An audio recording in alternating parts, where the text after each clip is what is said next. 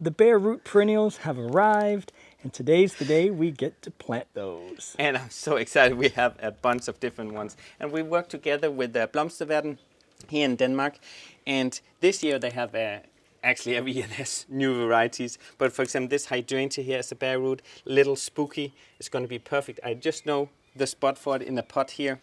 So this one and many more, some will go in the greenhouse. We nurse it a little bit in some pots. Some will go directly in the ground. So I might as well just start with one of them here. This one, the first one is Dicentra. Really a nice one. You can get it in it's also yours, your favorite, Alan, but in pinks and whites. Really pretty one. I'm going to open in here. So and the thing with these bare roots is it's really not difficult. You're basically, I tell Lars all the time that when we were talking about showing this, we're basically just going to dig a hole and stick it in. Right, but look at those. So this one is one of the early, it's the ones we have in the garden now also start to come up, to sprout up. But they will here in around June, these ones. So the great thing about these bare roots, you're guaranteed to have flowering already this year compared to if you did from seeds, it takes sometimes a year. So this one will go ahead and flower already this year. Some of these, on this one for example, you could actually, depending if you have really hard frost in your area, you could go ahead and plant it out directly because, yeah, we just have space in the greenhouse. But if you don't have, you can plant it out directly. So this one I'm just going to take, for example, a pot here and just add a few. This is seed sowing soil, really good for also sowing seeds, of course, but giving these bare roots a good start. So what I do also always make sure, like, kind of see the roots. Actually, here you can see on this side, really you can show it has been divided, because then they can send them as like in more groups. And because it has started to grow already, it really shows that these sprouts here are actually going the wrong way, because the roots are down here. So you would think I have to plant it like this, but actually I have to plant it like this because the roots are already going down, and within a few days these ones are going to go the right way. So I put a few handfuls of soil in here. And that often happens when they're in the bag. That's probably what happened to this guy. He started growing just in the wrong direction. So here, and they be a little gentle here because it can break off. So I'll just add a little soil here around. It's really loose, the soil, so that's good. You can give it a slightly little push. And if you're doing it in the ground, you do the same thing. Yeah. So just make enough holes so you don't break the small sprouts here. If one of them breaks off, you could also plant it next to it in this pot, because then it's more likely also to make roots, this little sprout here, that if it breaks off, and then you have extra like free Dicentra plants, which is, who doesn't love bleeding heart babies? So, and that's a great way to get more. There we go. So what I do, I put a little name on here, so you can quickly recognize the foliage when it's out in the garden, but then I keep it watered, and the same goes if it's in the pot or out in the garden. If you have a few days, now we'll have a few days with really sunny weather, no rain. So make sure in the beginning that it has, I need to make sure that it has a good start. So water, not over water, because if you have it in the greenhouse, I tried one first year, over watered. I just want to really be kind to the plant, and I ended up killing it because it started to rot the roots. So wait until it really like watered lightly in the beginning, and then when you see the sign of that it's establishing is that the foliage starts to grow and get more, and you see the roots down here. That's an indicator for me that okay, can start when I see the roots down here. I can plant it out in the garden. So this one is ready to go. This one's going in next. Look at this, chocolate Shogun. I love the names of these plants. This is an Astilbe, and we're putting it right here next to the two wallflowers, which smells really amazing. And here you can actually also see how they have cut it, like, because then it was a big clump, and then you can really divide it, and then they were able to get more plants out of this one. And see how it's already coming up. So I'll make sure getting these roots down, and it's already sprouting there from the top. And I love to have dark foliage, so this one is definitely going to go here in this pot, and then we can always change it around. So I just loosened the soil here. I'll just pop it down here with some more And this soil is different than the ones that we're putting in the greenhouse. So if we can say we're not that careful with the soil. Is that fair to say, Lars? I think so. Not that precious, I think that's it. This was just regular potting soil, also from Farmer Gudning here in Denmark. So it's really a great one. But they'll get a good start here. Like, it's still very nutritious, lots of energy for these new ones. And this bare root is going to be just with the black foliage here and then mixed with all the other ones. It's going to be really pretty. Let's do some more. Okay, so here we have also one of my really favorite perennials, the Echinacea. Here we have, it's called hot papaya. Look at that color. Love the name. They have so many different colors. Those ones I really tend to care a little bit, be extra safe. So that one goes in the pot before, so I can keep an eye on it in the greenhouse. You could also mix, because they like really, it's very drought tolerant, likes full sun. So what you could do, you could also add a little, if you have gravel, some sand. So it doesn't really need very nutritious soil. It's a very great plant. And what's great about Echinacea in general is that that's a perennial you can have in very late, like it comes late summer, almost all the way in the different Echinaceas, but also all the way until the frost comes, which is really great. They're great for pollinators. So it's nice to have that one as a combination to some of your early flowering perennials. So this one really I'm going to take care of. I'm just added a few handfuls of soil. Here we go, and look at it. It has a nice shoot here already.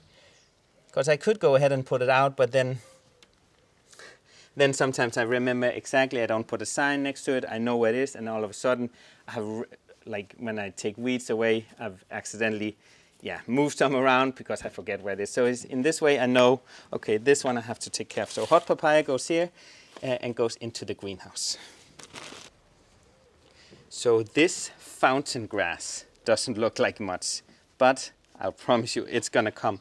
And actually what I really love about perennials like bare roots is that you have that, you are sure to have flowering already this year compared to when I do seeds. Sometimes, for example, Echinacea seeds, so if I sow them, because they need cold certification, I had them in January, I sowed them in the greenhouse, and they just now starting to germinate. Itty bitty baby Echinacea, and they won't flower this year.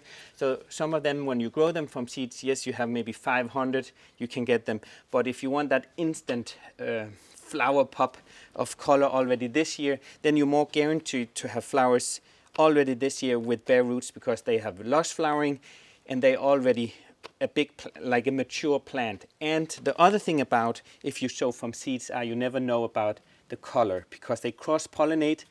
I think that's really great too. You get different kind of colors of lupins or whatever you have, but it just takes time. You really, especially me also you have to be patient when it comes to sowing perennials from seeds, because some of them need that 1 year to establish and then really have big roots and just get the flowering. So these ones you get kind of like get a kickstart on your flower this season. And make sure to look for different things, like we have like the fountain grass and, like I said, the Echinacea here. They will have this really beautiful almost tails, and they will last until the frost, all the way into the winter before they kind of look maybe really sad. So look into when it comes to establishing a new flower bed, look into having some early things. You have the Anemone here that will also be very late, and then you have those really early ones, and mix it up with not only perennials. We also have the Dahlias we're going to put, because they'll give a pop of color later on. Also a little bit of cut flowers you can put in. So we try to use it not only in the garden, then also taking it inside as cut things, but do think about flowering throughout the whole season. And also how high it gets. If it's like close to a border, you don't want to maybe have a really tall lupin maybe, and then it covers something really like a ground cover you have. And another important thing is don't cover them too much. Like for example, if you imagine this one here, kind of see where the neck is here, you would kind of plant it where you can see they start to germinate. Because imagine you put soil all the way up here, you can almost like just kill the perennial if you cover or like plant it too deep. So keep an eye on where it is here. So I would kind of plant it just here where it's sprouting, and then again also not have it further down, because then that can affect the growth of it if it's going to show roots, and if it's you get a little chill in your garden, it can kind of kill it back, and that would be a shame. So also keep an eye on, so there's different indicators on how to plant it, but also how deep or too low you do it. So keep an eye on there, and then this Höst anemone will go in a pot too, I think. Great. While you grab the pot, I'll grab the picture. Okay. Isn't that nice? That's a nice one. So now we're out in the garden, and I made a hole for this lupin here. Look at that bare root. That is just really great. This one, it really has like new sprouts everywhere, so we really want to find where the old stem was, and I found it right there. So that's where I'm going to cover it to. But don't worry if there's things like there's even some that grows the other way. In a few days, then they'll really find the way up. And actually one broke off when I took it out of the bag. That happens even to me. And so this one is going to be a true copy of the mother plant. I'm not going to toss it away. I'm going to plant it in a pot, keep it watered, and then within 4-6 weeks it has sprouted and it'll be a true copy of its mom here. And it's this, just look at the color, Towering Inferno. Towering Inferno. Wow, That'd be a what a good name. movie. Rated PG-13. Right. And it's next to like a salmon star over here, and just a mix. We have lupins everywhere. I even sometimes cover some when Alan doesn't know, so there's more than he knows colors out here of lupins because they're really nice. So I'm just gonna place it slow down and make sure the roots and like the hole is deep enough so you don't want to bend those roots. So I'm holding with my hand the stem here, and then pressing a little bit on the sides, make sure there's enough soil that covers it here. I'll keep it watered because it won't rain here the next few days. There we go, and then that's gonna really do well here. So now we come to this metal pot here, and I'm so excited planting my hydrangea. This one goes a little spooky, look at it, it's so pretty. And it's gonna be low and really compact here, which is really great in the pot, not too big when we walk past. And like a half shade, which it's gonna love. So what I do now, just check if there's any small roots that's kind of broken off in the transportation, those go away. And then here again, like with the other bare roots, make sure this is the neck of the stem here. So don't plant it in general when you buy bushes also in a pot. Don't plant it lower or higher than it is in the pot. And you can clearly see here's like where the soil was before. So that's why I'm gonna plant it in. So I'm used really nutritious soil here. Make sure you push it down and don't bend too much the roots. And by the way, this little spooky is right next to the eclipse. There's a whole theme going on over here. We're going to put a few different ones in between. We'll discuss that. Yeah, but the point was the name, right? The eclipse and Yes. the little spooky, and then Crazy names. and then the dead pot. And the dead pot. We'll compost. We'll put some stuff in. Yeah, And we emptied out our compost, so some of these are just holding nothing. And just note to myself is that when I planted this one the other day, it was not centered. So actually going to move a bit because that's going to catch my eye. This one, Well, we can also put some small things still around it, maybe something that'll hang over. Yeah, the over here pot. that's true. But here you can also plant like summer flowers, other perennials, kind of something maybe that hangs over. So there's other things you can plant because this one flowers so late. It's like late summer all the way into to autumn, which is really great. Doesn't look like much now, but it's like kind of dormant. All those bare roots starting to wake up. There's a little bit. Otherwise, people would say, "Who sold you this? This is like it's dead." But perennials, they do come alive every year. Trust me, they will come back. So this one, I'll keep an eye on it. Watered here in the beginning, not overwater because then you tend to like kill the plants. So just until you see it starts grow, and if it's in dry periods, then water. But this is going to be really nice here. I'm so excited for this whole row. Look at that. Well, yeah. Oh yeah, and we made sure the pot was level. But I'm so excited for this whole row. Okay, so I have my Dahlia here. And what I start to look for is if there's any that's broken off, I have to cut those off, those tubers here. Because there's a bunch of those that still do fine here. So just take the ones, if there's any that's not looking well, empty. If there's any roots not looking fine, just a few on this one. Normally it's okay. And this is the old stem that was there, so that's what I'll have again the soil to just to here, and then it'll start to germinate very, very quickly here to sprout actually. when it gets, if you don't have, we'll put it in a greenhouse. If you don't have, you can also put it inside in a sunny, at a window sill, in some watered soil, sorry. And make sure you don't overwater. So just in the beginning, some people also soak it. I don't really, I just pop it in, keep it watered a little bit, but be careful again with the watering until you see them sprout. And this one I'm just gonna put in a pot directly here in the greenhouse, and then here in the beginning of May, I'm gonna put it out there in that row where we have all the other pots. So this one is really pretty. This one is peaches and vanilla, and it's not too big. I'm gonna pinch it later, so it'll be much bushier. And this one is gonna, you don't think it's gonna be anything, looks like a potato, but it's actually gonna be really transformation from a boring tuber to a flower. It's really crazy, and flowers for a very long time. So I'm just gonna place it here, almost on the top actually, because I'm gonna put soil all the way, maybe a little deeper. There we go. And then I'm just putting a few handfuls of very rich soil, because the more I don't really add fertilizer along the way. I just start with the rich, nutritious soil in the beginning, and then I don't have to. Well, this is actually 3/4 of this is just compost. That's true. So from there down, it's compost, and then it has sort of the soil on top, because we ran out of the compost, to be honest. Yeah. But that's what we're doing. And then the rest of the dahlias we're going pots, and they sit inside In the porch. here. Oh, with our laundry. Next to the laundry. Yeah, sorry about that. Behind the scenes. Yeah. We do wash laundry. I hope that was not a doubt. But yeah, so that's where they'll sit. And the reason why we don't go ahead and put them in the raised beds, we test a lot, which is quite random, even though we like the one way we do it. Yeah. Last year, for example, the most recent test, half went out in the raised beds and half went in a little porch here in pots.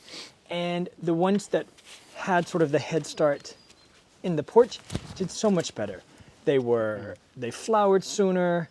They all lasted the same time, but they flowered sooner. So that's really, the positive result, I think, from our little test. So that's how we're going to do them all this year. We realized.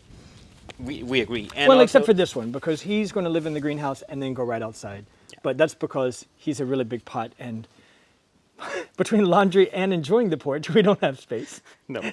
But also, back to just what another good thing is also testing planting directly or pre-planting inside. It's also more robust if you have like insects or something. It has more foliage. It's a bit stronger once you plant it out. I found out. So they are doing better in the raised flower, but actually when we do it, last year we did it already in March. We're a little bit late now here, but it'll still gonna come really nicely. So this one goes directly out in now, and I'll water it. There's a little name tag on here, and then it goes in the greenhouse. Great. So while you put that in the greenhouse, okay, I will let everyone know. Oh, you're not going to put you want to hear what I'm saying? Okay. Okay, I can go. Yeah.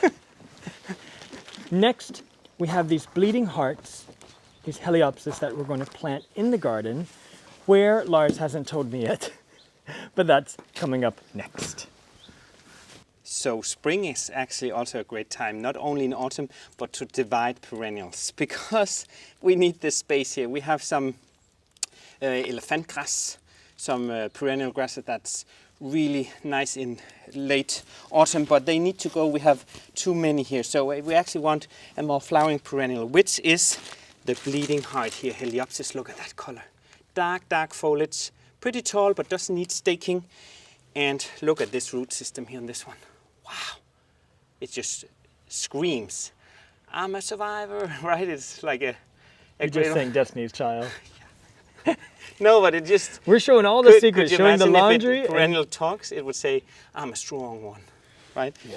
So, and what's great about, if you do like, we have mixed of perennials, so we have not in a big clump like that, but it's great if you want to, it's great to repeat. We have this one in different places, or we're going to have it for sure, but do a bit like uneven numbers is really nice, like a number of like uneven, and then we're going to place them close together. These ones really Heliopsis likes to be in a big clutch, and they're also going to eventually be bigger, but in a group of 3 is really great, and then these ones can be close. Otherwise, normally if it's about a handful away from the Lupinus grade. I use my hand as measuring a lot.